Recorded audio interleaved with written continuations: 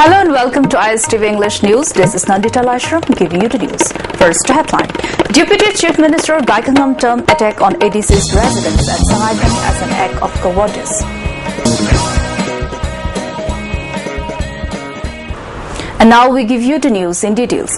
Deputy Chief Minister Gaikangam has termed the attack carried out at the shelter of ADC at Sangakpam yesterday as an act of cowardice. He said this after inspecting the site of the attack today. He further said that attack carried out at the residences of people's representatives cannot be taken as an act of bravery and courage. He also met with the members of ADC and held a meeting with them. Speaking at a meeting, he said it is very unfortunate to work at the level of the council by those who claim themselves as working for the people by threatening and attacking the ADC members. He also maintained that their action has definitely exposed that their philosophy and objectives has been dampened.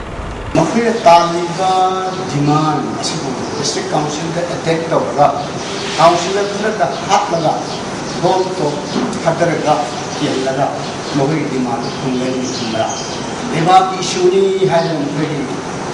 known to them. Certainly, objective and the intention or philosophy is council with the hunter. I will say a question to Karam group no, I will say, clear to correction. Karam group and a city, Maram Hirana, Maram Asina Maram or attack to money, whatever group it may be.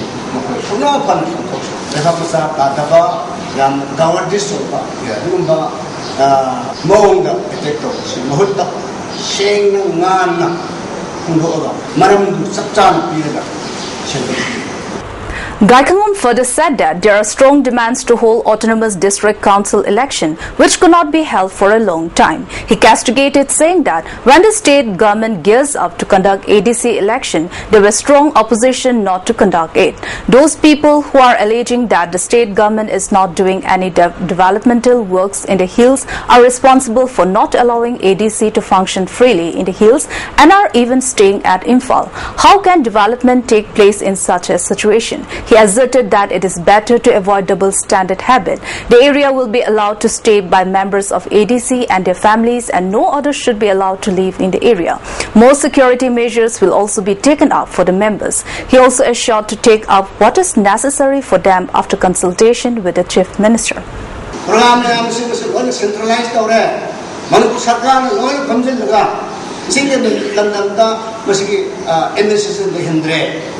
Nakanamada Haki Haiba, Nakanamada Tawdre Haiba, Ashima, double stand up by Bob, Okanon Sikamo Pai. I would have to go. Let the water other than Tawde, public Shivas Hadra, had the Toxi. Nakanam, elections at Tawni Tawfrabina, when it later. Now, this council has been put in place. Maramadana. Mother district headquarters, function the whole view, not the Yaro, Habido, straight hiking. Not an election to Waya, on the I could come there, I would recognize the day, other than Waya Day, Nakan, Tawaya Day, Nakan, Tawari, double standard district, Toxian,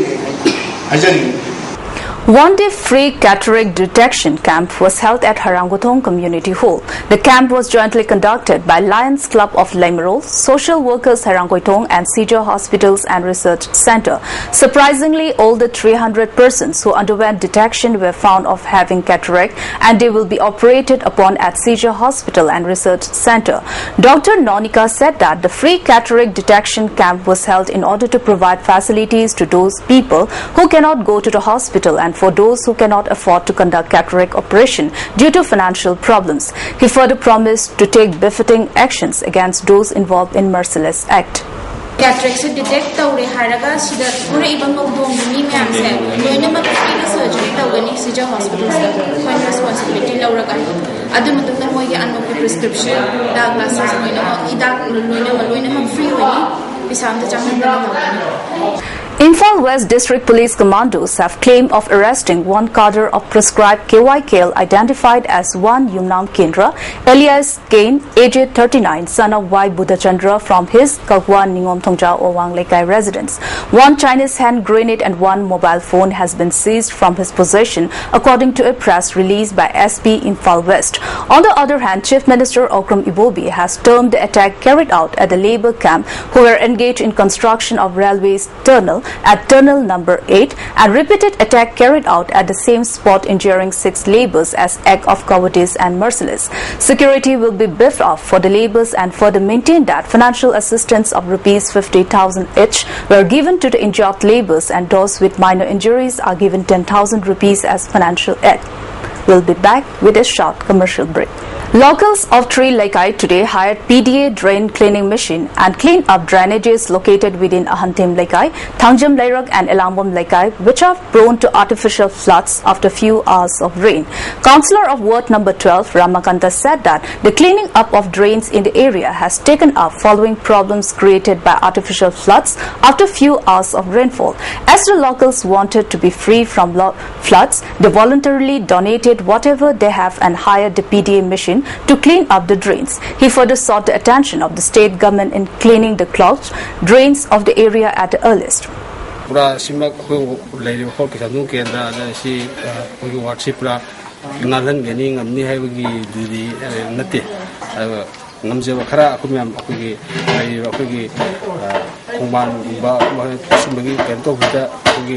Mating pagning bakuy halaman ako'y lagay mayam lagi tanah jaraga ako'y ginhaw sungit tao club fishing tanah raga ako'y dang mayam gi khanana ba si ta ako'y hinging jaba itare. In connection with the observation of Board Day, Nupi Pala group have conducted Pala songs at Nitayandar Temple, Govindaji Temple and other areas. 20th death anniversary of KNF founder Nehalun Kipgen was held at Faizang village in Sadar Hills. President KNF ST Tangboy, General Secretary Aaron Kipgen, Home Secretary Chingboy and Defense Secretary Lala and other cadres of the party paid floral tributes to the photo of the late leader. It may be recalled that late Nehalu Kipgen was killed by security forces at Modbung on 12 October 1993. Member of the Joint Monitoring Group, Rohang J. Kuki, said that late Nehalun Kipgen think a lot for the welfare of the people and sincerely work for the Kuki society. He also urged the cadres to follow in the footsteps of the late leader.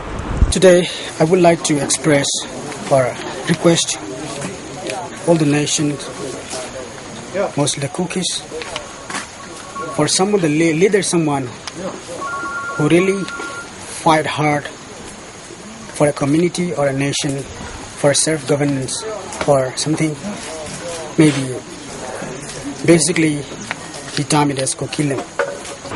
Falin, the strongest to hit India in more than a decade and classified as very severe so far, is closing in towards coastal Odisha and Andhra Pradesh at wind speeds averaging 200 to 210 km per hour and is expected to hit the two states between 6 p.m. and 8 p.m. tonight. The storm, likely to affect around 1.2 crore people, has triggered mass exodus in at least 7 districts of the two states. Experts say that the wind speed is gusting at 210 to 220 km per hour and is expected to touch 240 km per hour when the cyclone makes its landfall between Gopalpur in Odisha and Kalingapatnam in Andhra Pradesh. The tides could rise up to 3.5 meters and seawater could enter 300 to 600 meters in the land.